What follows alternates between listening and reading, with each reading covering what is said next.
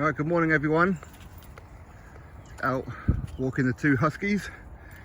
This one right here, this is 4 months old, Khaleesi, which my wife named, and this one here, the bigger one, I'm sure you've already met him before, Raiden. He's just turned 1 year old. Anyway, so as I'm walking, I'm thinking about some of the boxing news, and of course, it's fight week.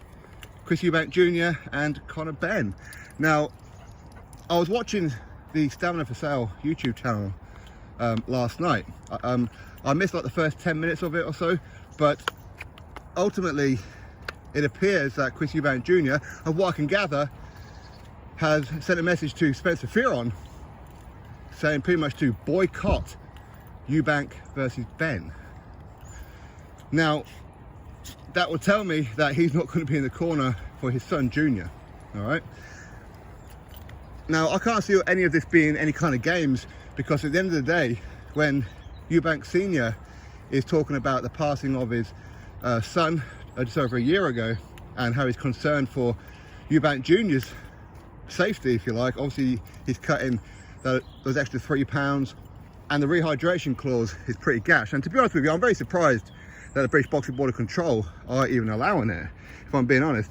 But anyway, that said, don't be surprised if somehow Chris Eubank Sr.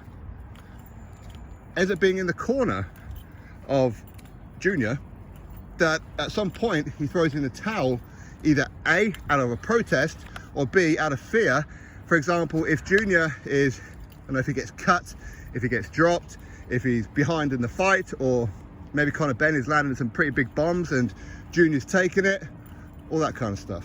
Don't be surprised if Chris Eubank Sr. throws the towel in.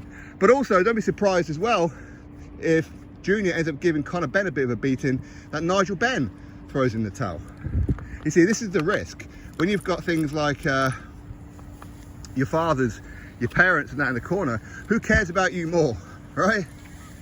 Yeah, exactly. It's always going to create some kind of, look at this, there's twisting. Don't cross the streams. You watch Ghostbusters, right? Dumbasses. Anyway, it's a real quick video. So Eubank Sr. is saying to boycott the fight, yeah, don't watch it or whatever, but also don't be surprised if he ends up throwing that towel in, because it seems that he's very, very concerned about this whole situation. And you know what, maybe rightfully so, I don't know, because at the end of the day, that is his son. That is his son. And while he himself against Nigel went through a lot of turbulent moments, we all remember how Chris Eubank Sr., he pretty much, you're about to cross the lines again, aren't you? Yeah. Where he had to go to the hospital after the Nigel Benn fight, or one of them at least. I've got a feeling that Chris Eubank Sr. could well sabotage this particular fight night.